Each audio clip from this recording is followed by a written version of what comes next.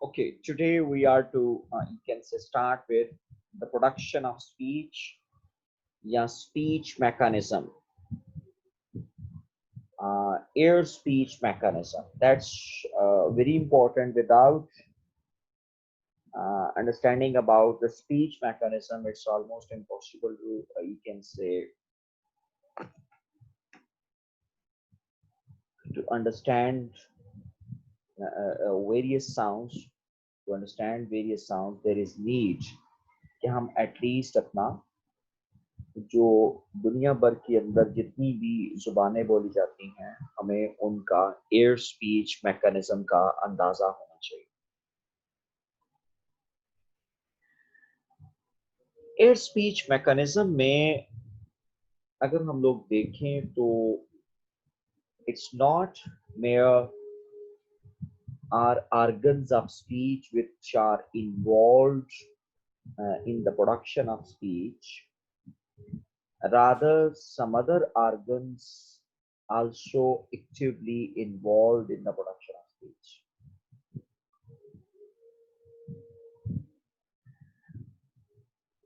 अब sound transmission और articulation जो है it's really a comprehensive process. और अगर एक भी हमारा ऑर्गन डिफेक्टिव होगा तो I am very much straight forward and categorically saying that जो स्पीच प्रोसेस है वो फुलफिल नहीं हो पाएगा या डिफेक्टिव हो।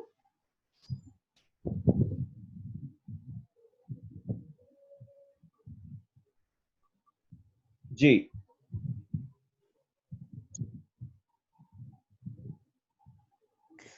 The production of speech, the speech mechanism, a speech operation. The transmission in sound of the simplest concept in the mind is the result of a complicated chain of events. ये Any एक speech बात operation depends याद upon a रखनी chain of है कि असल में हम इसको एक सिंपलेस्ट कॉन्सेप्ट समझते हैं but it's really a complicated chain of any speech operation depends on chain of speech acts. कोई भी जो स्पीच ऑपरेशन है वो चेन ऑफ स्पीच एक्ट्स के ऊपर जो है वो मबनी है। जब तक वो स्पीच एक्ट्स परफॉर्म नहीं होंगे स्पीच वकू पजीर नहीं हो सकती। An effective act of speech is an exceedingly complex operation involving a number of operations. The first stage is psychological. As I was telling you people in the previous session that everything what we say basically is directed from our brain. ये हमारे mind से निकलता है। It is initiated from our brain. ये हमारे दिमाग से निकलता है और यहाँ से move on. The second is physiological. कि आपके जो physiological elements हैं, I mean to say mind से या organs of speech, so-called organs of speech, और उसके साथ माइंड जब इनको आपस में कनेक्ट करता है then we can say that the things can be can function. And the third is physical. First of all a concept is formulated in speaker's brain. Whatever I'm saying to you people, whatever I am discussing with you people are all the words which I'm uttering right now with you. Everything is happening within my mind. ये सब कुछ किधर जा रहा है सबसे पहले? The key element, that's your mind, speaker's brain, nervous system.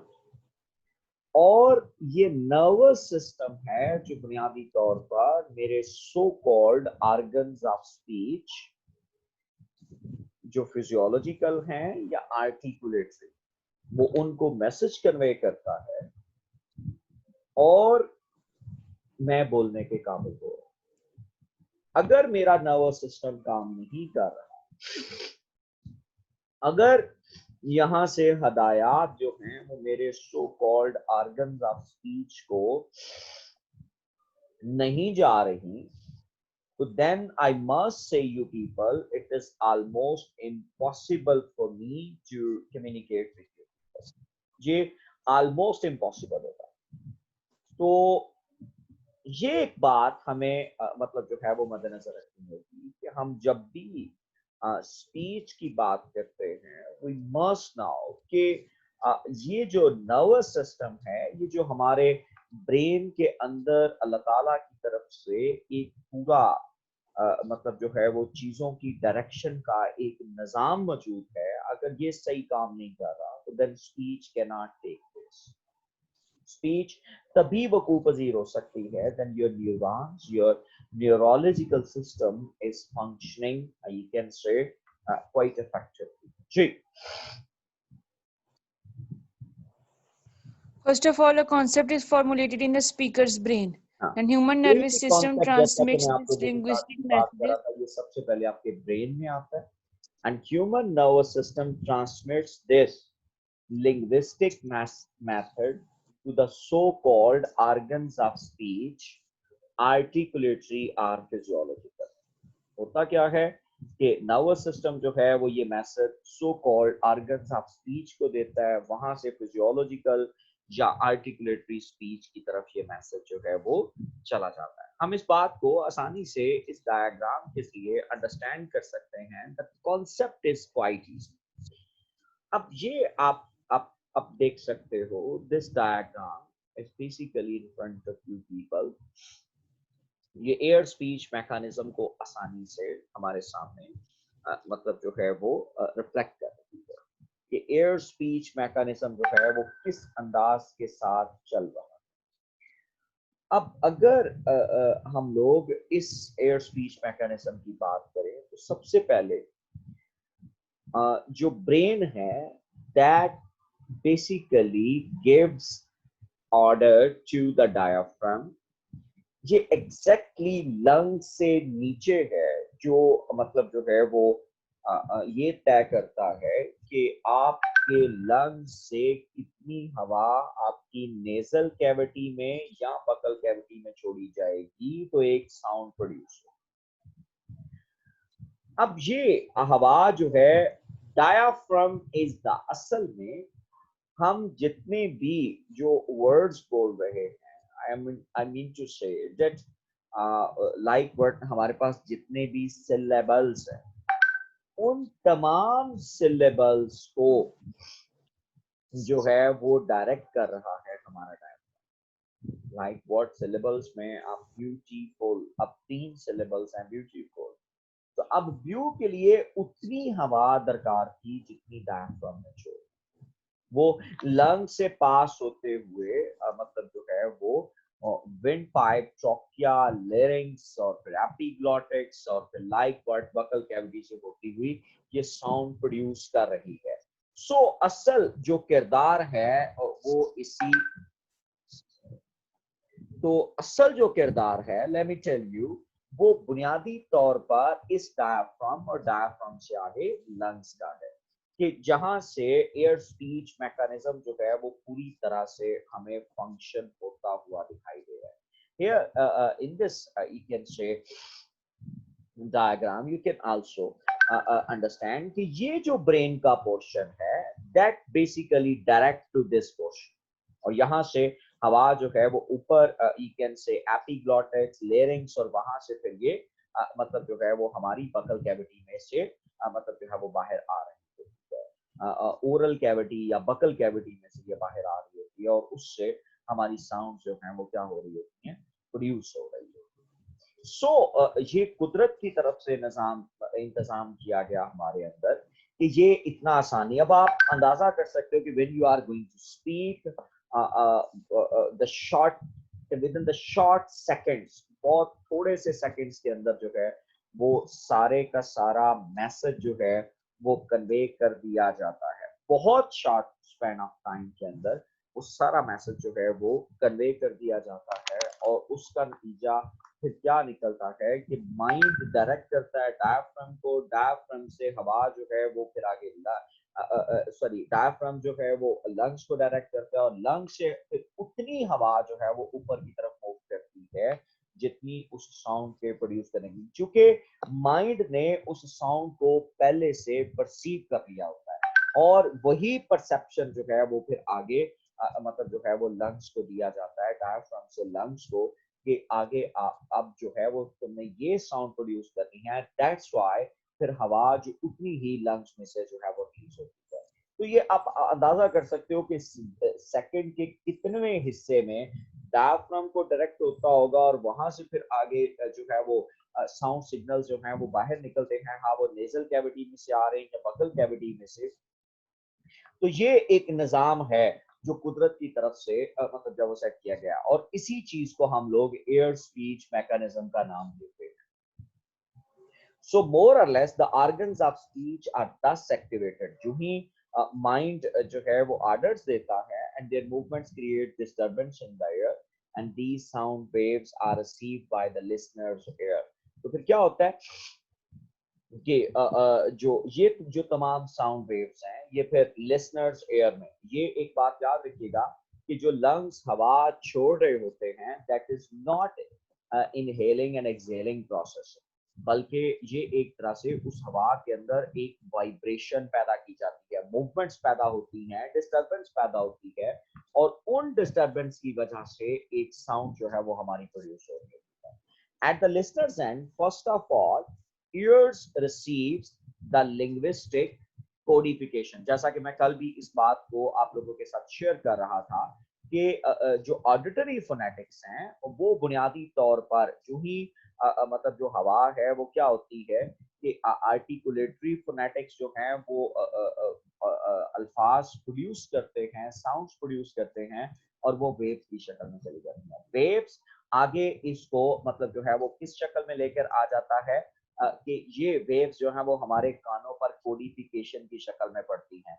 ये कोडिफिकेशन जो है वो आगे ईयर से होती हुई ब्रेन तक पहुंचती है, ब्रेन इसको रिसीव करता है, और इस कोडिफिकेशन को वो डीकोड करता है, और डीकोड करके वो मैसेज को रिसीव करता है, हम अंडरस्टैंड करते हैं, और उसके बाद हम काउंटर मैसेज इस हवाले से देने के काबिल हो जाते हैं। तो ये एक मतलब तरीकाकार है।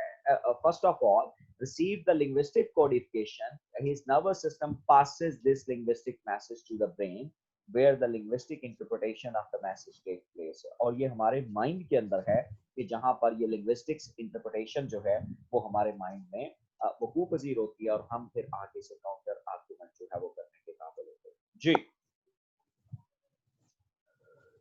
The linguistic message conveyed to the organs of speech by the nervous system activates the lungs, larynx, and the cavities above in a such a way that they perform a series of movements to produce a particular pattern of sound. Pattern of sound है। तो ये क्या हो रहा है कि nervous system activates the lungs, और lungs के नीचे जैसा कि मैंने आपको बताया कि जो डायफ्राम है वो सबसे अहम है, the larynx and the cavities above in such a way they perform series of movements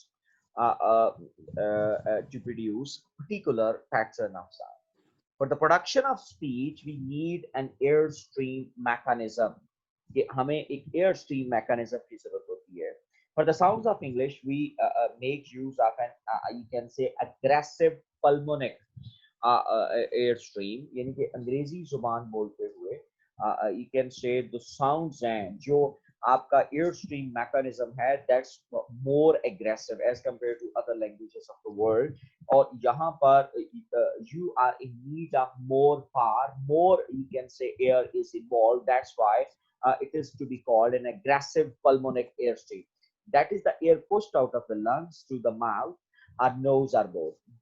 Generally all speech sounds are made by an aggressive pulmonic airstream outgoing breath, although in a few languages such as Hottentot, there are speech sounds often called clicks which are made and on inaggressive air, यानी कि आप ज्यादातर जो sound जो है वो outgoing air के साथ जो है वो आप प्रोड्यूस कर रहे होते हैं, यानी कि आपके मुंह से एयर बाहर आ रही होती है।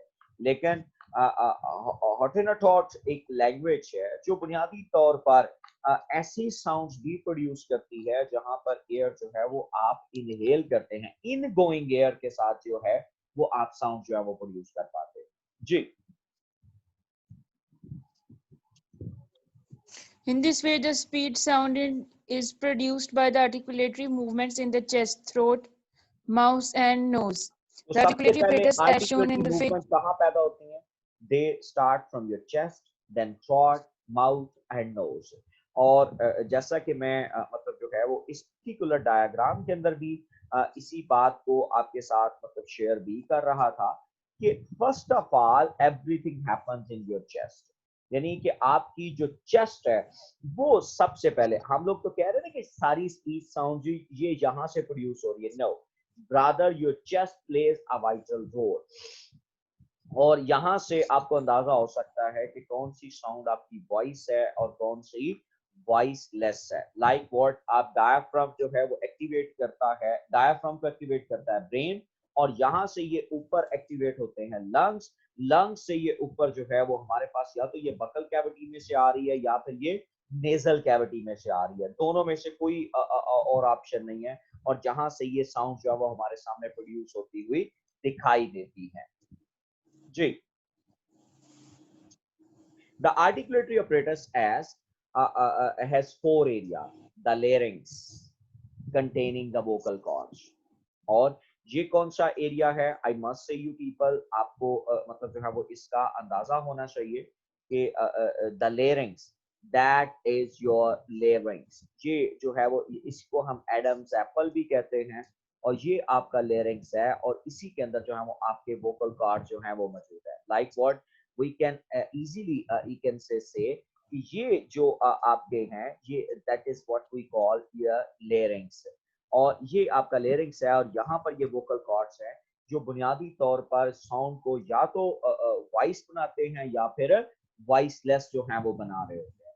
उसके बाद हमारे पास आ जाता है द ओरल कैविटी। अब अगर हम लोग ओरल कैविटी की तरफ अगर बात करते हो तो that is what we call your oral cavity, कि जो आपका ये वाला हिस्सा है वो आपकी ओरल कैविटी है, जहां से अल्फाज जो हैं वो आपके प्रोड्यूस हो रहे होते हैं। सो ओरल कैविटी के बाद next we find the pharyngeal cavity, जो आपका थ्रॉट है, जो आपका फेरिंग्स है। तो अब अगर हम लोग उसको ऑब्जर्व करने की कोशिश करें तो आपका ये फेरिंग्स है, ये जो थ्रॉट है ये लेरिंक्स से ऊपर है। और ये जो हिस्सा है जहां पर आप मतलब जो है वो फ्रिक्शन वाली साउंड लाइक हमाम, तो ये फेरिंग्स में से या ग्लॉटस में से ये साउंड जो है वो आपकी प्रोड्यूस होती हैं। और ये हिस्सा जो है वो नंबर 3 पे फॉल करता है। और नंबर 4 पे जो हमारे पास मौजूद है that is what we call our nasal cavity. अब हम लोग नेजल कैविटी की बात करें तो that is what we call our nasal cavity. ये हमारी जो कैविटी है ये बुनियादी तौर पर हमारी नेजल कैविटी है। कि नेजल कैविटी में से वी कैन इजीली ऑब्जर्व कि ये साउंड जो है वो किस तरह से प्रोड्यूस होती हैं और ये किस तरह से जो है वो फंक्शंस करती हुई दिखाई देती हैं। Nasal cavity also plays a very important role, let me you can say share with you people कि हमारी जो ये जो है वो that is what we call our nasal cavity, कि या तो साउंड हमारी बकल कैविटी में से जो है वो बाहर आ रही है या वो हमारी नेजल कैविटी में से आ रही है। सो नेजल कैविटी के साथ साउंड नाक के अंदर वाइब्रेशन करती हुई दिखाई देंगी, लेकिन जो बकल कैविटी में से हैं there is no vibration in our nasal cavity. तो इस तरह से हम लोग जो है वो इन चार एलिमेंट्स को, एयर स्ट्रीम मैकेनिज्म के इन एलिमेंट्स को हम अंडरस्टैंड कर सकते हैं। The air stream coming from the lungs may be modified in any of these areas, के या वो हमारे फेरिंग्स में जाके मॉडिफाई हो जाती है, लेरिंग्स में जाके मॉडिफाई हो जाती है, या वो नेजल कैविटी में या वो बकल कैविटी में। तो it depends on the situation कि ये कहां पर मॉडिफाई हो। The airstream coming from the lungs may be modified in any of these areas in a variety of ways. Such modification results from some kind of interference with the movement of airstream. The most important roles are played by the vocal cords. सबसे अहम, जब lung से हवा ऊपर की तरफ उठती है तो ये वोकल कॉर्ड्स की तरफ जब जाती है तो वोकल कॉर्ड्स डिसाइड करते हैं कि आपकी साउंड वॉइस्ड है या वॉइसलेस। और फिर soft palate, tongue, lips, tip and nose. Like आप वॉल साउंड बोलते हुए आप बोलते ऊआ ऊआ, तो ऊ, अब आप ये लिप्स पोजीशन और टंग पोजीशन जो है वो इस ओ साउंड को प्रोड्यूस कर रहा है। फिर इसी तर्ज के साथ हम लोग जो है वो एक साउंड बोलते हैं जैसे स्लीप, ई। तो अब ये ई साउंड जो है वो मोर और लेस इस बात की जमानत हो गई कि ये ई साउंड जो है इसने मतलब जो है वो लिप्स पोजीशन को चेंज किया, जो है वो फिर इसी तर्ज के साथ टेथ पोजीशन को चेंज किया। और हम लोग ये ऑब्जर्व कर पाते हैं कि ये साउंड किस तरह से जो है वो जो टंग पोजीशन जो है वो चेंज होती है और इससे ये साउंड्स प्रोड्यूस होती हैं। जो लंग्स की तरफ से हवा आ रही है वो आगे जो है वो हमारे organs of speech, so called organs of speech जो है वो उसको मतलब जो है वो प्रोसेस करते हैं और प्रोसेस करने के बाद वो मतलब जो है वो फिर एक डिसर्नेबल साउंड के अंदर जो है वो कन्वर्ट हो जाती है। अगर वो प्रोसेस मौजूद नहीं है तो then we can not understand that sound. ये सिर्फ नॉइस तो होगी लेकिन इसमें कोई और मतलब जो है वो एलिमेंट मौजूद नहीं होगा। तो I must say you people के ये सबसे ज्यादा मतलब जो है वो important you can say organs of speech and which process the you can say air that is coming out of the lungs, कि जो lungs में से ऊपर की तरफ उठ रही है, ये तमाम organs जो हैं वो उसको प्रोसेस करते हैं और उसमें से एक मीनिंगफुल साउंड जो है वो प्रोड्यूस होती है।